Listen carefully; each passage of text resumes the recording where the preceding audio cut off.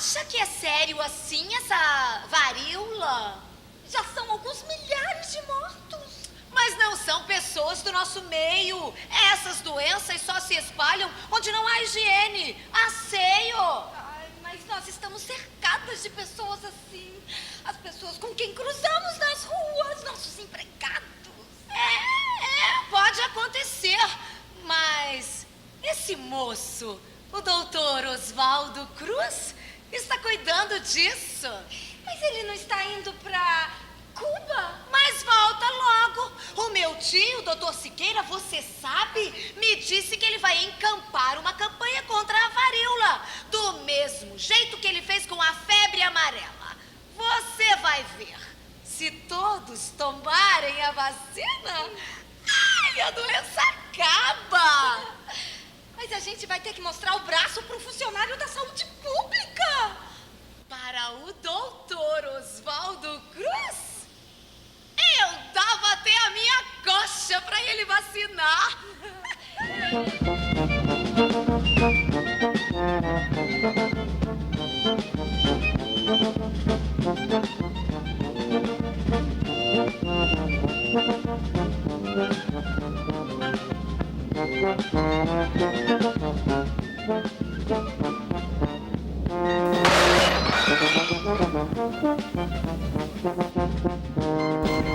A varíola é uma doença que acompanhou o homem durante muitos séculos, ou talvez milhares de anos. Ela foi relatada em antigas escritas, desde a Índia, das civilizações mais antigas, da China, e foi responsável por muitas mortes, não só naquelas regiões, como também posteriormente na Europa e depois nas Américas. Se diz, por exemplo, que quem conquistou o México não foi Cortés, e sim a varíola, porque ele usou como arma biológica. A variolização nada mais é do que a introdução no corpo do indivíduo são de um pus de um indivíduo que havia contraído a varíola no momento em que as bexigas, as bolhas que o varioloso tem pelo corpo estavam secando. Então pegava-se aquele pus da bolha e arranhava-se na pele de uma pessoa que ainda não havia contraído a doença. Com isto, se pensava que haveria uma imunização desse indivíduo que foi variolizado em relação à doença. Ele nunca mais iria contrair a varíola. Edward Jenner, né, quem descobriu, digamos assim, né, a vacina antivariólica propriamente dita, né, que é aquela feita com cowpox, né, com linfa animal. E as pessoas que trabalhavam ordenhando vaca, às vezes tinham esfoladuras nos dedos e desenvolviam pústulas parecidas com as feridas que os animais tinham. E era a sabedoria popular que as pessoas que desenvolviam essas doenças, essas pústulas nas mãos, vacina nas mãos, nunca pegavam varíola. E esse tipo de vacinação, braço a braço, chegou ao Brasil em 1804 e foi trazido pelo Marechal Felisberto Caldeira Bam, Marquês de Barbacena, que trouxe a vacina em braço de escravos de Portugal. Nesse sentido, nós vamos observar durante todo o século XIX esse empenho do governo, de um lado, em se utilizar da variolização e de outro, do pus animal para imunizar a população. Na década de 90, alguns dos problemas técnicos que existiam e que dificultavam a propagação da vacina ao longo do século XIX inteiro começam a ser superados. O principal deles é que se começa a conseguir produzir no Brasil vacina animal. Oswaldo, finalmente você chegou.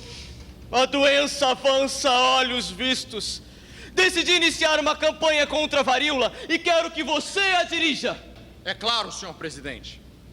A vacina já está testada, aprovada e comprovada, veja.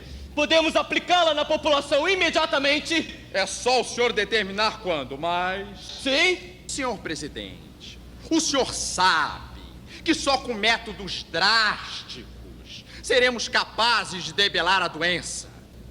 De acordo, de acordo. Você tem carta branca.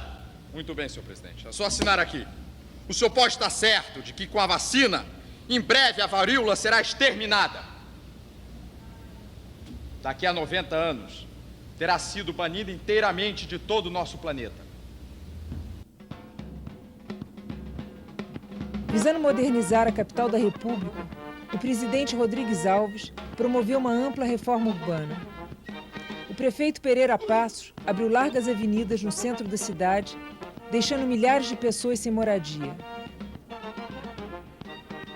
Oswaldo Cruz assumiu a direção dos serviços de saúde pública e combateu com sucesso a febre amarela. Criou numerosas brigadas de guardas sanitários para exterminar os mosquitos transmissores da moléstia e isolar os doentes. O cientista também dirigia o Instituto de Manguinhos, berço da medicina experimental no Brasil. Em 1909, em decorrência da epidemia de varíola mais letal do período, pesquisadores da instituição publicaram seu primeiro trabalho sobre a doença.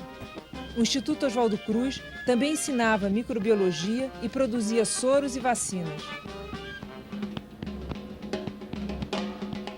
Eu assumi o laboratório de vacina antivariólica em 1958, mas já naquela época havia uma pressão grande da Organização Pan-Americana da Saúde, no sentido de que o Instituto se aparelhasse para atender a demanda da campanha de erradicação da varíola no mundo. Ficou o Instituto Oswaldo Cruz com 2 laboratórios, um para a produção da vacina antivariólica clássica em vitela e outro para a produção da vacina antivariólica em membrana coagulantória de embrião de galinha.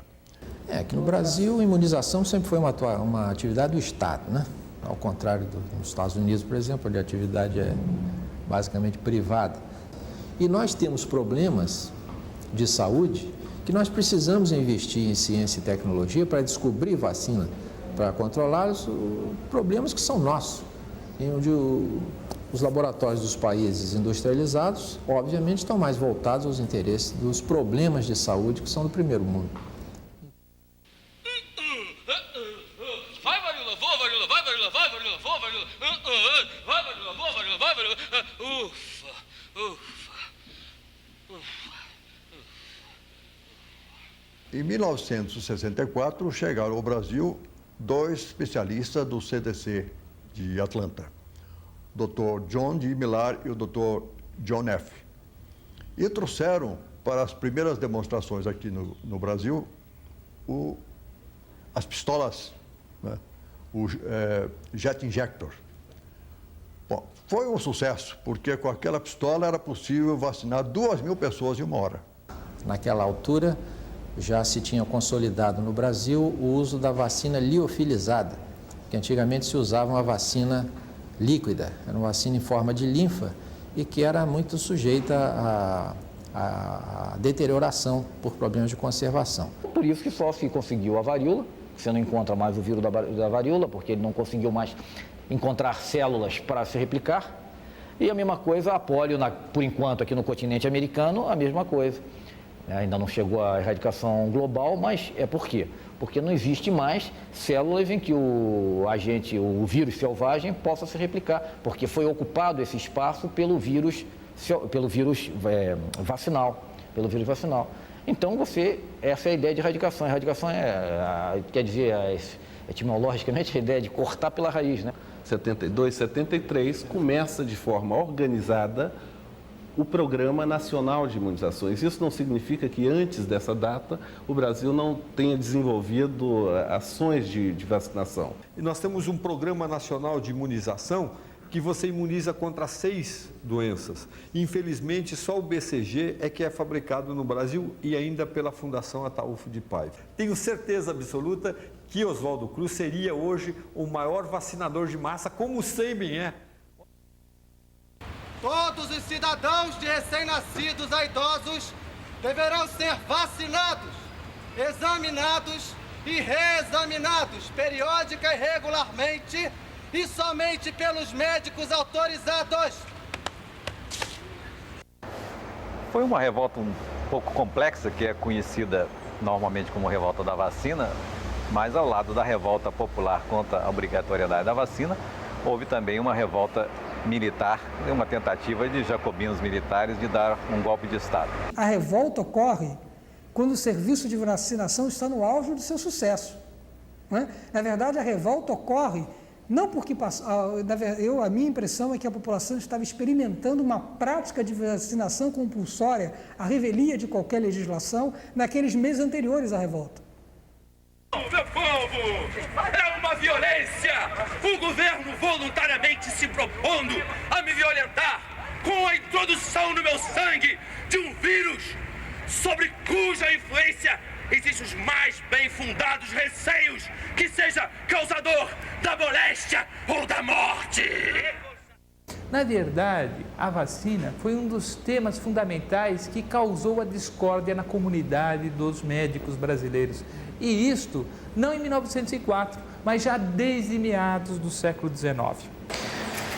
No caso dos positivistas ortodoxos, além da oposição, digamos, científica à vacina, havia uma outra que eu acho que era mais importante, que era a tese central que eles tinham da separação entre poder espiritual e poder temporal. Segundo eles, a doença era um problema que tinha a ver com o poder espiritual. E, portanto, não cabia ao Estado, era ilegítimo que o Estado interferisse na decisão pessoal da pessoa se vacinar ou não. Muito provavelmente havia uma reação contra, não a vacina, mas contra as reações da vacina. Infartamento de gânglios, febre, mal-estar, dor de cabeça, que pode acontecer com vacina contra a febre amarela, que pode acontecer com vacina contra o sarampo, enfim, com qualquer vacina.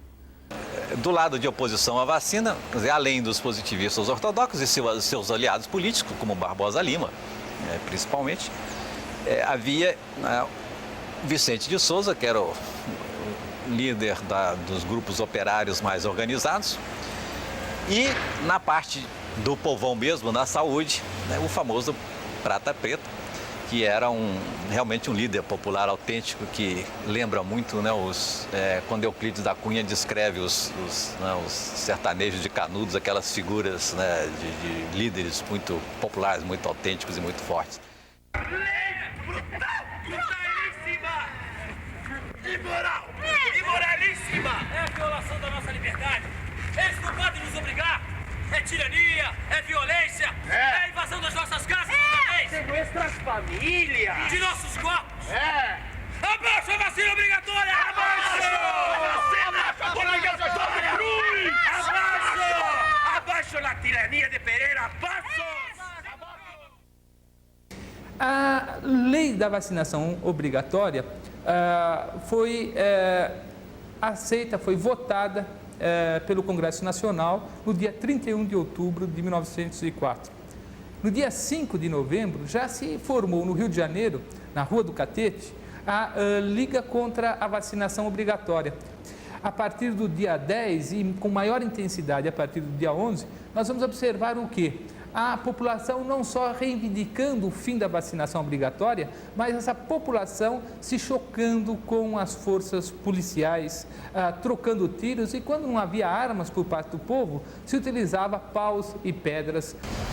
Praticamente o centro da cidade, na área que vai do Lago de São Francisco, Praça Tiradentes, Praça da República, ficou praticamente uma zona ocupada pelos revoltosos, e o outro foco na área da saúde, que incluía Gamboa e a Saúde, que também ficou praticamente conflagrada.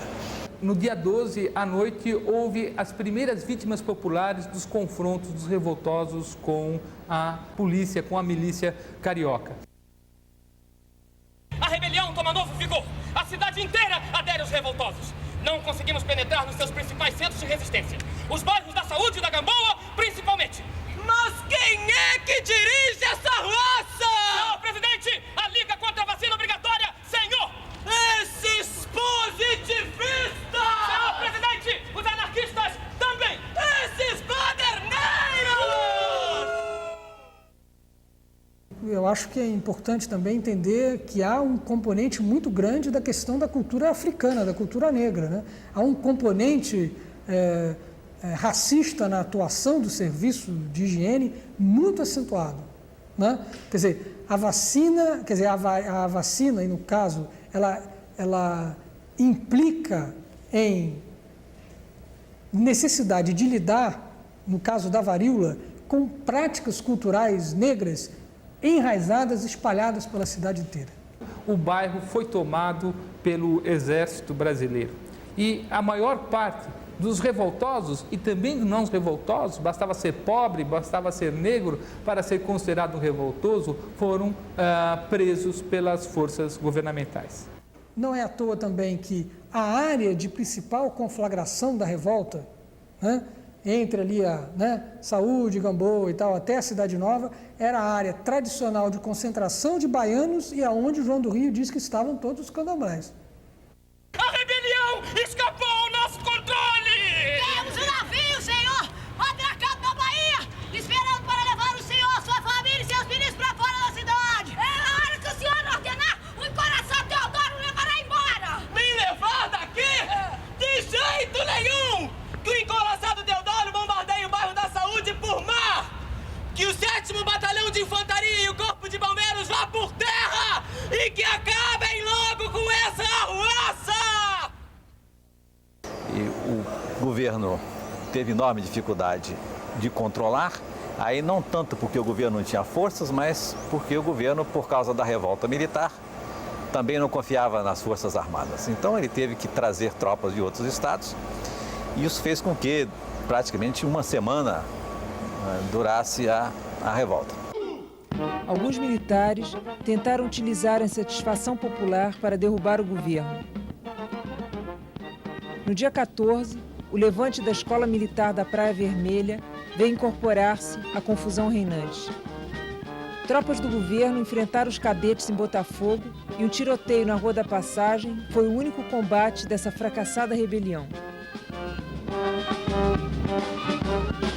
Ao completar 15 anos, a Jovem República assistia seu governo enfrentar as barricadas populares no Porto Arthur e revogar a lei da vacinação obrigatória. A população viveu por algum tempo a utopia de dominar as ruas, a utopia de invadir as lojas de alimentos e saciar a sua fome, a utopia de ser dona do espaço carioca. Covardes! Covardes! Lá vem bombardeio! A história da revolta da vacina é uma história, na longa duração, para usar o termo, de uma completa impossibilidade de diálogo cultural entre esse serviço de higiene e a população da cidade com suas práticas religiosas, culturais e tal, né? Então, embora a revolta tenha forçado a paralisação da vacinação, que era em princípio uma ação uma ação boa, uma ação positiva, era o que o governo devia fazer. Mas como havia essa distância entre uma coisa e outra, quer dizer, o governo agiu sem levar em consideração os valores populares, a posição da população, isso de um lado, e que gerou essa reação e que, no entanto, os frutos disso foram muito pequenos, porque daí não se gerou nenhum aumento de participação do lado da população e nenhum aprendizado da parte do governo que se refere à maneira de tratar a população. Na verdade, a grande lição, ou a grande mensagem que a revolta de 1904 nos traz é exatamente isso, que há uma possibilidade, uma grande possibilidade da sociedade intervir nas decisões governamentais.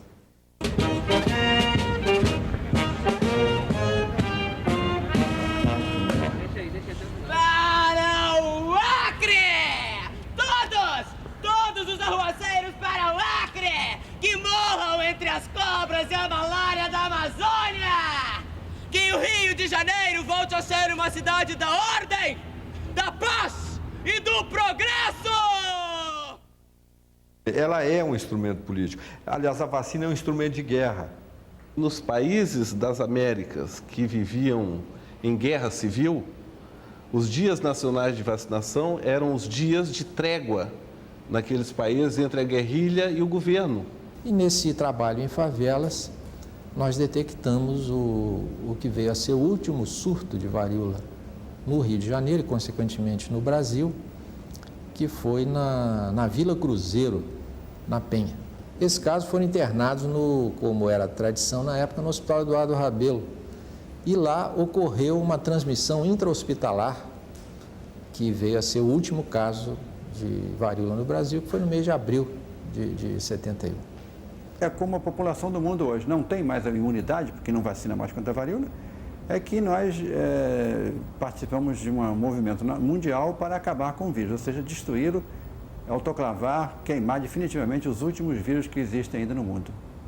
Todo o grupo foi favorável a que se fizesse ainda até junho do ano que vem, quando vai haver a destruição final, um estudo muito apurado, todas as amostras de varíola existentes no mundo. Então, os 2 laboratórios que possuem vírus vivo ainda estão agora numa corrida quanto tempo.